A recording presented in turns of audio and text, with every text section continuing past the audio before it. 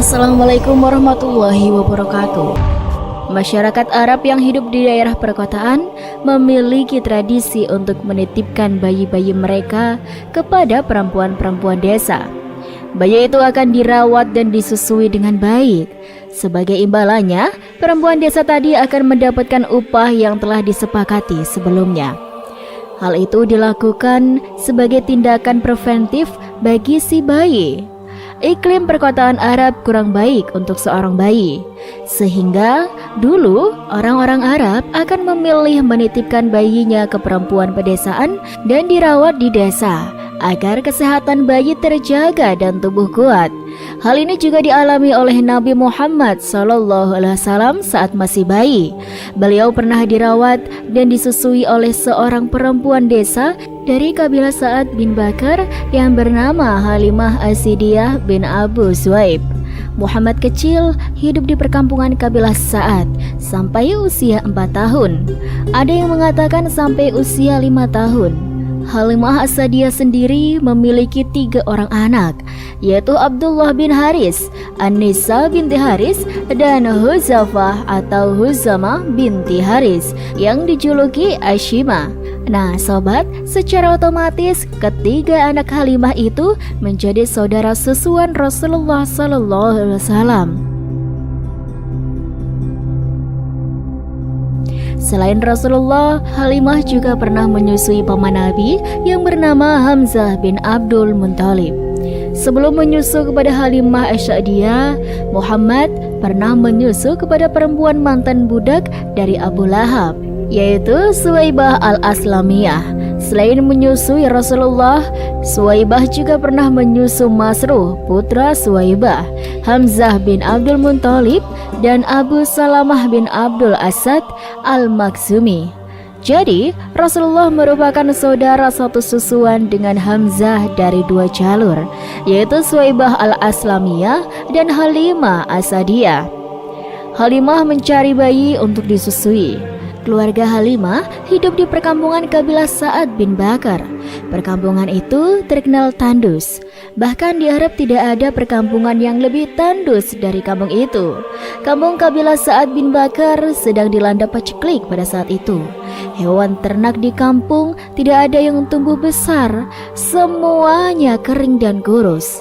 Tidak jauh berbeda dengan kondisi kampung tempatnya hidup. Kondisi perekonomian keluarga Halimah juga sedang tidak membaik. Bahkan kedua bayinya terus menangis karena seharian tidak bisa mendapatkan susu. Air susu ibu atau ASI Halimah tidak mengeluarkan ASI, dan unta miliknya pun tidak mengeluarkan air susu untuk diperah. Susah benar kondisi keluarga Halimah pada saat itu. Nah, kemudian sobat, pada suatu hari Halimah bersama perempuan-perempuan kampung kabilah Sa'ad yang lain pergi ke kota Mekah untuk menawarkan jasa ASI mereka. Dalam perjalanan menuju kota, ia juga ditemani sang suami yang bernama Haritsah dan kedua anaknya yang masih bayi. Mereka berempat mengendarai keledai betina berwarna putih kehijauan dan seekor unta yang sudah tua. Dalam versi lain, unta tersebut berusia 2 tahun. Sepanjang perjalanan, keluarga Halimah merasa begitu sengsara.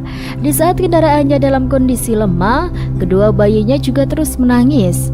Bahkan kalau malam tidak bisa tidur karena kedua bayi masih terus menangis. ASI Halimah tidak keluar sama sekali. Begitu juga unta tua yang dibawanya. Setetes pun tidak mengeluarkan susu untuk diperah. Mereka hanya bisa mengharapkan keajaiban yang mengubah kondisi mereka saat ini. Sesampai di Mekah, perempuan-perempuan kampung kabilah Sa'ad pun mencari bayi-bayi yang hendak mereka susui. Namun sayang, dari sekian perempuan yang ada, tidak satu pun yang mau membawa Rasulullah untuk disusui. Hal itu wajar, karena kondisi Rasulullah yang yatim membuat mereka tidak melirik sama sekali. Mereka khawatir tidak bisa mendapatkan upah yang cukup jika menyusui seorang anak yang yatim. Semua perempuan sudah mendapatkan bayi, dan semua sepakat untuk kembali ke kampungnya. Namun, lagi-lagi kena asan menimpa keluarga Halimah. hanya ia sendiri yang belum mendapatkan bayi. Mungkin karena kondisi Halimah yang tidak meyakinkan. Untuk menyusui anak sendiri saja tidak bisa. Halimah kemudian bertekad tidak akan pulang sebelum mendapatkan bayi untuk disusui. Namun bagaimana lagi, hanya Rasulullah seorang yang belum mendapatkan ibu susuan. Tanpa pikir panjang, Halimah pun menjemput Rasulullah kecil di rumahnya dan membawanya untuk disusui.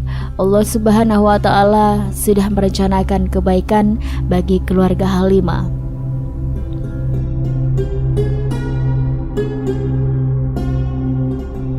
Nabi Muhammad adalah nabi yang banyak memiliki keutamaan.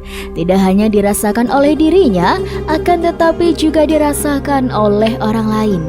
Sebagaimana disebutkan dalam buku 39 tokoh wanita pengukir sejarah Islam nomor 13-19, Nabi Muhammad memberikan keajaiban kepada wanita susuannya, yaitu Halimah Sa'diyah. Semenjak dari situlah banyak berkah dan keajaiban yang dialami oleh Halimah dan suaminya. Dan keajaiban tersebut patut diambil hikmahnya bagi kita semua. Nah, kira-kira sobat, apa ya keajaibannya?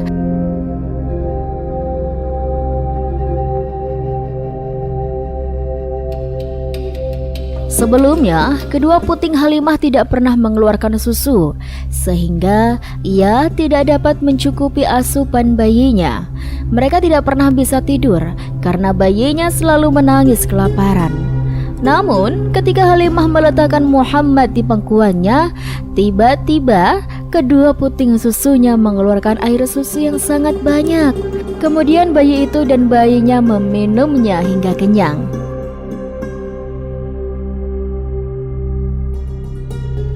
Tak hanya Halimah sobat, unta tua mereka pun ikut dipenuhi susu.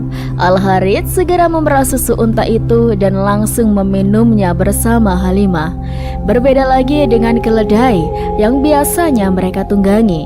Di luar dugaan, keledai mereka mampu menempuh perjalanan yang tidak bisa dilakukan oleh keledai siapapun.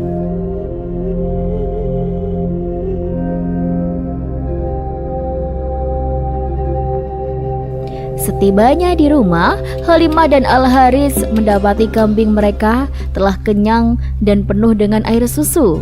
Orang-orang yang mengetahui hal tersebut berkata kepada pengembala lainnya, "Wahai para pengembala, gembalakanlah kambing kalian di tempat pengembala putri Abi Zuhaib ini pengembala."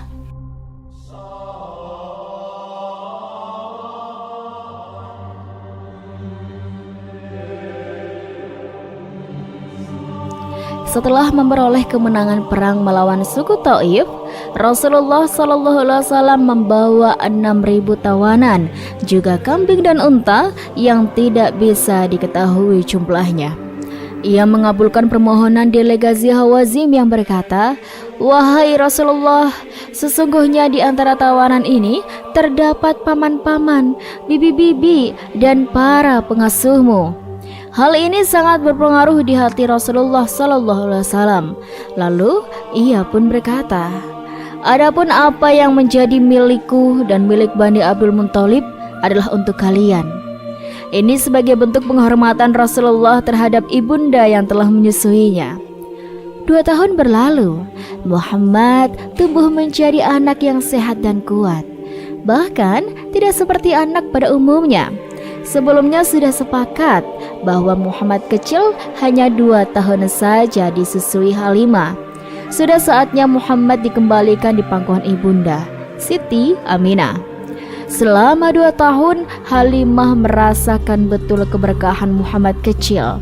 Halimah pun menemui ibu Rasulullah SAW, tapi ia tidak bermaksud mengembalikannya ke pangkuan ibunda. Halimah justru menawar dan membujuk Aminah agar Muhammad tetap dirawatnya hingga ia besar. "Saya berharap engkau berkenan jika anak ini aku rawat sampai besar.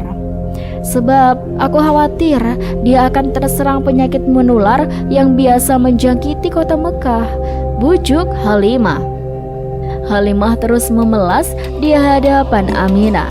Usaha Halimah berhasil dan Muhammad ia bawa kembali untuk dirawatnya. Dan kira-kira sobat, apa ya hikmah dan pelajaran dari ini semua? Kebaikan akan dibalas dengan kebaikan. Saat perempuan-perempuan tidak ada yang melirik Nabi Muhammad kecil untuk menyusuinya karena anak yatim, Halimah tanpa pikir panjang membawa untuk disusuinya. Ia tidak berpikir akan dibayar berapa, sama sekali tidak. Ia hanya membawa, menyusui, dan merawatnya dengan baik. Kebaikan Halimah pun dibalas dengan kebaikan pula. Bahkan lebih dari itu, kondisi perekonomiannya jauh lebih baik daripada orang-orang kabilah Sa'ad. Sebaliknya, mereka yang enggan menerima Rasulullah karena yatim, kondisi ekonomi mereka tidak berubah. Bahkan kambing-kambing mereka tetap tidak mengeluarkan air susu. Di saat kambing Halimah susunya berisi dan bisa diperah berkali-kali untuk diminum. Jangan berputus asa. Ketika semua perempuan kabilah Sa'ad sudah mendapatkan bayi untuk disusui dan sepakat untuk kembali ke desa, Halimah belum juga mendapatkan bayi, sobat. Namun di sini Halimah tidak menyerah begitu saja. Ia tetap mencari bayi untuk dibawanya dan didapatilah Rasulullah kecil. Kegigihan membuahkan hasil. Kehidupan keluarganya sejahtera.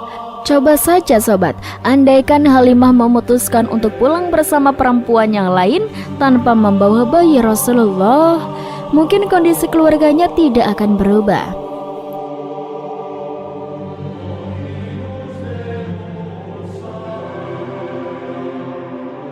Bagaimanapun, semua ini sudah skenario Allah Subhanahu wa Ta'ala.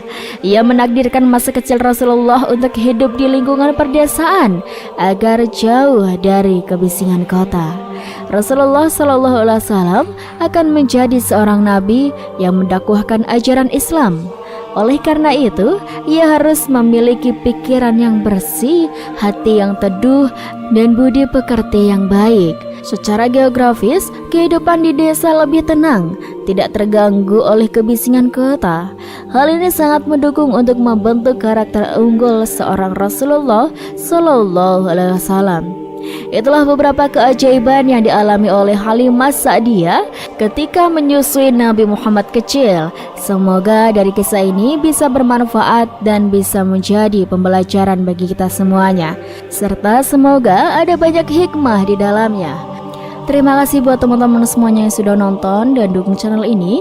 Rizky doakan semoga kalian sehat terus, lancar terus rezekinya, dan dimanapun kalian berada, semoga selalu dalam lindungan Allah Subhanahu wa Ta'ala. Dan buat teman-teman semuanya yang baru nonton, yuk dukung dulu channel ini dengan cara klik like, komen, subscribe, dan nyalakan lonceng notifikasinya supaya kalian tidak ketinggalan cerita-cerita yang menarik dan menginspirasi lainnya dari Rizky.